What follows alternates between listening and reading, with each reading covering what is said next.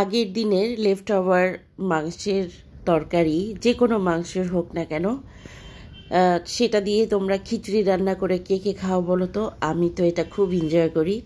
তো আগের দিন আমি একটু খাসির মাংস আলু দিয়ে ঝোল করেছিলাম, তো তার একটু তরকারি রয়ে গেছে, ওটার মধ্যে চাল ডাল পেঁয়াজ রসুন আর একটু যেটা দিয়েছিলাম একটু পরিমাপে আস্ত জিরা, তো এরপর দিয়েছিলাম রান্নার তেল। তো মজার ব্যাপার হচ্ছে, আমি যে 3 লিটার তেল নিয়ে মাস চালানোর চ্যালেঞ্জ নিয়েছিলাম, আমার তেল কিন্তু অলরেডি শেষ।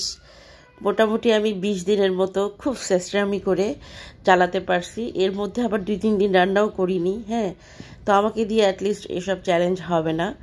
তো যাই হোক, আমি যেখানে সব কিছু দিয়ে না এখন নেড়ে চেড়ে জাস্ট একটু পানি দিয়ে দিব, রান্না করে নিব।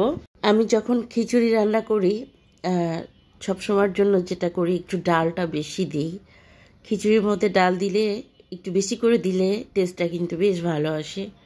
তো সপ্তাহে যেহেতু একদিন খিচুড়ি খাওয়া হয়, তো মনে হয় যে একটু রাজকীয়ভাবেই খাই।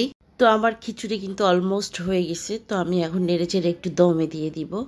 তো আজ যেহেতু মাংসের ঝোল দিয়ে রান্না করেছি, এক্সট্রা করে আর কোনো কিছু করব না, জাস্ট ঘি দিয়ে খাবারটা খাবো।